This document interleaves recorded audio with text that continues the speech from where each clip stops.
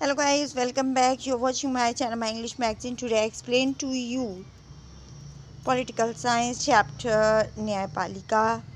So in Hindi, न्यायपालिका सरकार का महत्वपूर्ण तीसरा अंग है जिसे विभिन्न व्यक्तियों या निजी संस्थाओं ने आपसी विवादों को हल करने वाले पंच के रूप में देखा जाता है कि कानून के शासन की रक्षा और कानून की सर्वोच्चता को सुनिश्चित करें। इसके लिए ये जरूरी है कि न्यायपालिका किसी भी राजनीतिक दबाव से मुक्त होकर स्वतंत्र निर्णय ले सके। न्यायपालिका देश के संविधान, लोकतांत्रिक परंपरा और जनता के प्रति जवाबदेह है। विधायिका और कार्यपालिका न्यायपालिका के कार्यों में किसी प्रकार की बाधा ना पहुंचाए और न्यायपालिका ठीक प्रकार से कार्य कर सके। न्यायाधीश बिना भय या भेदभाव के अपना कार्य कर सके। न्यायपालिका की स्थापना भारत सरकार अधिनियम 1935 के तहत संघीय न्यायालय की स्थापना का प्रावधान किया गया है, जिसके तहत भारत में संघीय न्यायालय की स्थापना 1 अक्टूबर 1927 को की गई। इसके प्रथम मुख्य न्यायाधीश सर मॉरिस ग्वेयर थे। भारत की आज़ादी के बाद उच्चतम न्यायालय का उद्घाटन 28 जनवरी 1950 को दिल्ली में किया गया। न्यायपालिका की पिरामिडी रूप संरचना। सबसे पहले हम अधीनस्थ न्यायालय, जिला न्यायालय, उच्च न्यायालय और सर्वोच्च न्यायालय, ये पिरामिडी रूप में बताया गया है। इसमें कि जो टॉप पे है वो है सर्वोच्च न्यायालय। न्यायपालिका की स्वतंत्रता। न्यायपालिका की स्वतंत्रता का अर्थ है कि सरकार के दो अंग, विधायिका और कार्यपालिका, न्यायपालिका के कार्यों में हस्तक्षेप करके उनके कार्यों में किसी प्रकार की भी बंधन पहुंचाने ताकि वे अपना कार्य सही ढंग से कर सके और निष्पक्ष रूप से न्याय कर सके। मीन्स वो कोई हस्तक्षेप नहीं करते, कोई बंधन नहीं पहुंचाते। संघात्मक सरकार में संघ और राज्यों के मध्य विवाद के समाधान और संविधान की सर्वोच्चता बनाए रखने का दायित्व न्यायपालिका पर ही होता है। इसके साथ साथ उस पर मूल अधिकारों के संरक्षण का भी दायित्व होता है। इसके लिए न्यायपालिका का स्वतंत्र एवं निष्पक्ष होना अति आवश्यक है। सर्वोच्च न्यायालय का गठन। सर्वोच्च न्यायालय के गठन के बारे में प्रावधान संविधान के अनुच्छेद 124(1) में दिया गया है। अनुच्छेद 124(1) के तहत मूल संविधान में सर्वोच्च न्यायालय के न्यायाधीशों की संख्या 1 मुख्य न्यायाधीश तथा 7 अन्य न्यायाधीशों को मिलाकर कुल 8 रखी गई। सर्वोच्च न्यायालय के न्यायाधीशों की संख्या, कार्यक्षेत्र अधिकार, न्यायाधीशों के वेतन एवं शर्तें निश्चित करने का अधिकार संसद को दिया गया है। इस शक्ति का प्रयोग कर संसद ने समय समय पर न्यायाधीशों की संख्या में वृद्धि कर वर्तमान में सर्वोच्च न्यायालय में कुल न्यायाधीशों की संख्या 31 है। न्यायाधीश के रूप में नियुक्त होने के लिए व्यक्ति को वकालत का अनुभव या कानून का विशेषज्ञ होना चाहिए। इनका निश्चित कार्यकाल होता है। ये सेवानिवृत्त होने तक अपने पद पर बने रहते हैं। विशेष स्थितियों में न्यायाधीशों को हटाया जा सकता है। न्यायपालिका विधायिका या कार्यपालिका पर वित्तीय रूप से निर्भर नहीं है। न्यायाधीश की नियुक्ति। मंत्रिमंडल, राज्यपाल, मुख्यमंत्री और भारत के मुख्य न्यायाधीश, ये सभी न्यायिक नियुक्ति के प्रक्रिया को प्रभावित करते हैं। मुख्य न्यायाधीश की नियुक्ति के संदर्भ में ये परंपरा भी है कि सर्वोच्च न्यायालय के सबसे वरिष्ठ न्यायाधीश को मुख्य न्यायाधीश चुना जाता है, किंतु भारत में इस परंपरा को 2 बार तोड़ा भी गया है। सर्वोच्च न्यायालय और उच्च न्यायालय के अन्य न्यायाधीश की नियुक्ति राष्ट्रपति भारत के मुख्य न्यायाधीश की सलाह से करता है, ताकि न्यायालय की स्वतंत्रता व शक्ति संतुलन दोनों बने रहें। सर्वोच्च न्यायालय के मुख्य न्यायाधीश की नियुक्ति। सर्वोच्च न्यायालय के मुख्य न्यायाधीश की नियुक्ति भारत के राष्ट्रपति द्वारा की जाती है। सर्वोच्च न्यायालय के न्यायाधीशों को पद से हटाने की प्रक्रिया। महाभियोग द्वारा अयोग्यता का आरोप लगने पर विशेष बहुमत से प्रस्ताव पारित, दोनों सदनों में बहुमत के बाद उच्च न्यायालय का गठन। संविधान के भाग 6 अनुच्छेद 214 से 232 में राज्यों के उच्च न्यायालय के बारे में प्रावधान किया गया है। उच्च न्यायालय राज्य का सबसे बड़ा न्यायालय होता है। प्रत्येक उच्च न्यायालय में एक मुख्य न्यायाधीश तथा ऐसे अन्य न्यायाधीश होते हैं जिन्हें राष्ट्रपति समय समय पर अनुच्छेद 216 के तहत नियुक्त करता है। उच्च न्यायालयों के न्यायाधीशों की संख्या निश्चित नहीं है। उनकी संख्या आवश्यकता अनुसार समय समय पर राष्ट्रपति द्वारा बढ़ाई जा सकती है। वर्तमान में उच्च न्यायालयों की संख्या 24 है। उच्चतम न्यायालयों के न्यायाधीशों की योग्यताएं। वे भारत का नागरिक हो, वे किसी उच्च न्यायालय में कम से कम 5 वर्ष तक न्यायाधीश रह चुका हो अथवा वे एक या अधिक उच्च न्यायालय में लगातार कम से कम 10 वर्ष तक अधिवक्ता रह चुका हो। वे राष्ट्रपति की दृष्टि से एक पारंगत विधिवेत्ता हो। उच्चतम न्यायालयों के न्यायाधीशों का कार्यकाल। उच्चतम न्यायालय के सभी न्यायाधीश, मुख्य न्यायाधीश एवं अन्य न्यायाधीश 65 वर्ष की आयु तक अपना पद धारण करते हैं। सर्वोच्च न्यायालय का क्षेत्राधिकार। मौलिक अधिकार। मौलिक अधिकार का अर्थ है कि कुछ मुकदमों की सुनवाई सीधे सर्वोच्च न्यायालय कर सकता है। ऐसे मुकदमों में पहले निचली अदालतों में सुनवाई जरूरी नहीं।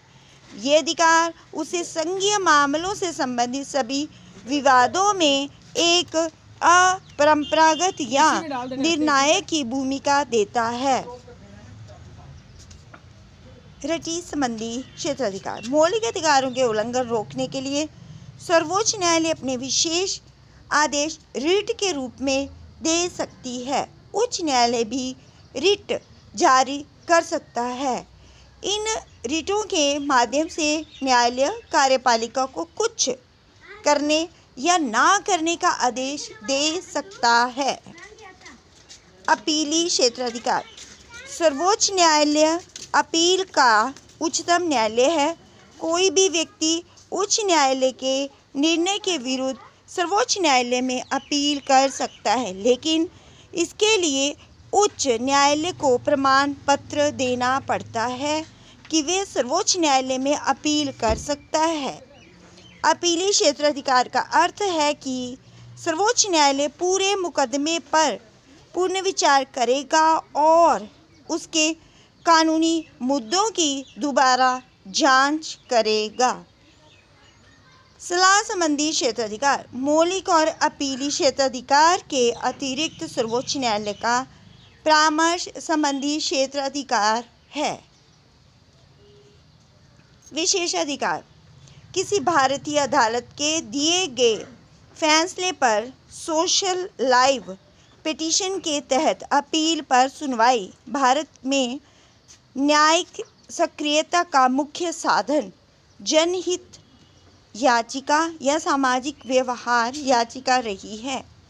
1979 और 80 के बाद जनहित याचिकाओं और न्यायिक सक्रियता के द्वारा न्यायाधीश ने उन मामलों में रुचि दिखाई जहां समाज के कुछ वर्गों के लोग आसानी से अदालत की सेवाएं नहीं ले सकते।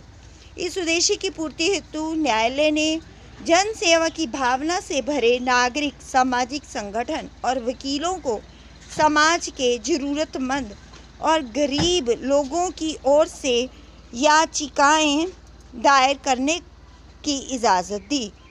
न्यायिक सक्रियता ने न्याय व्यवस्था को लोकतांत्रिक बनाया और कार्यपालिका उत्तरदायी बनने पर बाध्य हुई। चुनाव प्रणाली को भी ज़्यादा मुक्त और निष्पक्ष बनाने का प्रयास किया। चुनाव लड़ने वाली प्रत्याशियों की अपनी संपत्ति, आय और शैक्षणिक योग्यताओं के संबंध में शपथ पत्र देने और निर्देश दिया ताकि लोग सही जानकारी के आधार पर प्रतिनिधियों का चुनाव कर सकें। अपीलीय, दीवानी, फौजदारी व संवैधानिक सवालों से जुड़े अधीनस्थ न्यायालयों के मुकदमों पर अपील सुनना, सलाहकारी, जनहित के मामलों द्वारा कानून के मसलों पर राष्ट्रपति को सलाह देना भारत का सर्वोच्च न्यायालय का कार्य। इसके फैसले सभी अदालतों को मानने होते हैं। ये उच्च न्यायालय के न्यायाधीशों का तबादला कर सकता है।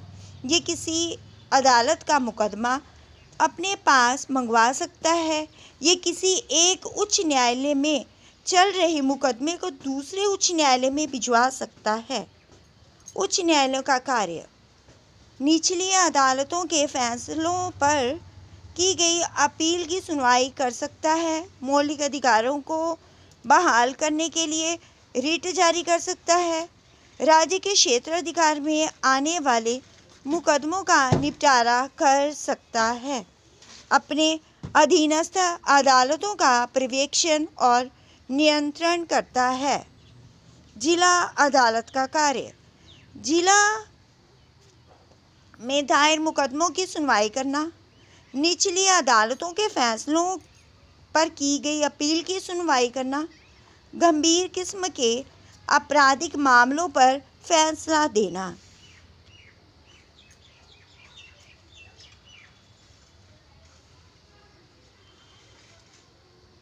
सक्रिय न्यायपालिका का नकारात्मक पहलू।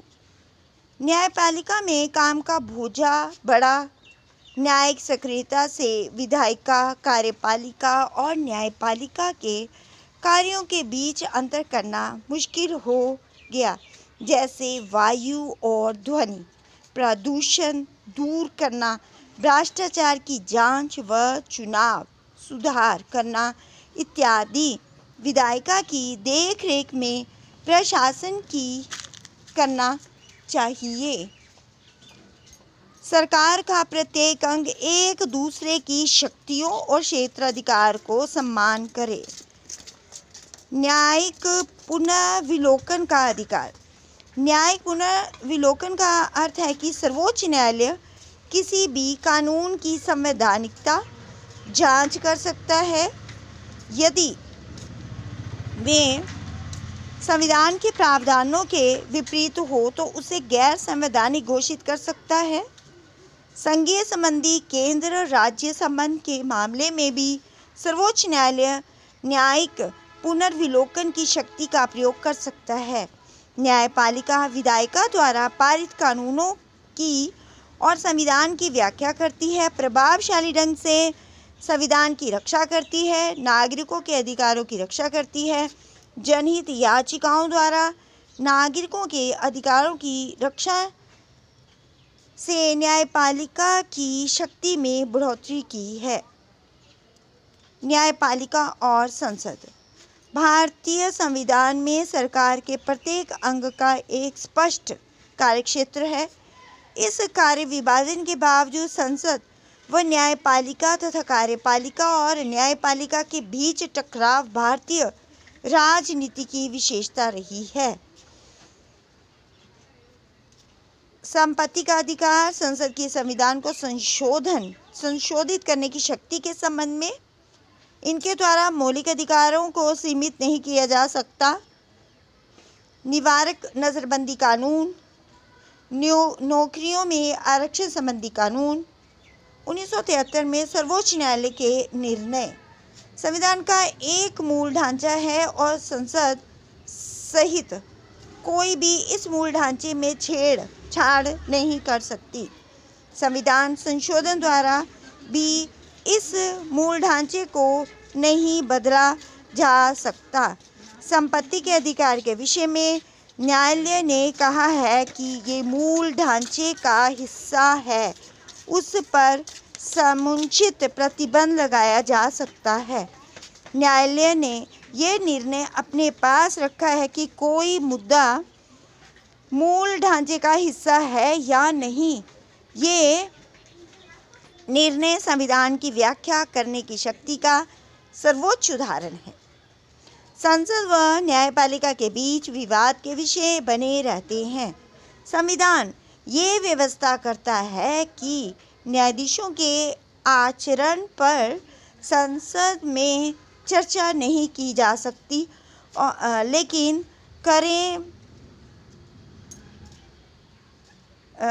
कई अवसरों पर न्यायपालिका के आरक्षण पर उंगली उठाई गई है। इस प्रकार न्यायपालिका ने भी कई अवसरों पर विधायिका की आलोचना की है। लोकतंत्र में सरकार के एक अंग का दूसरे अंग की सत्ता के प्रति सम्मान बेहद जरूरी है। So guys, thank you guys. You're watching my channel, My English Magazine. Today I explained to you about the judiciary, and this is very important chapter.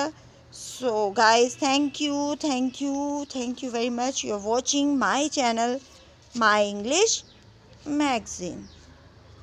My name is Sangeeta Mehta and you're watching my channel, My English Magazine.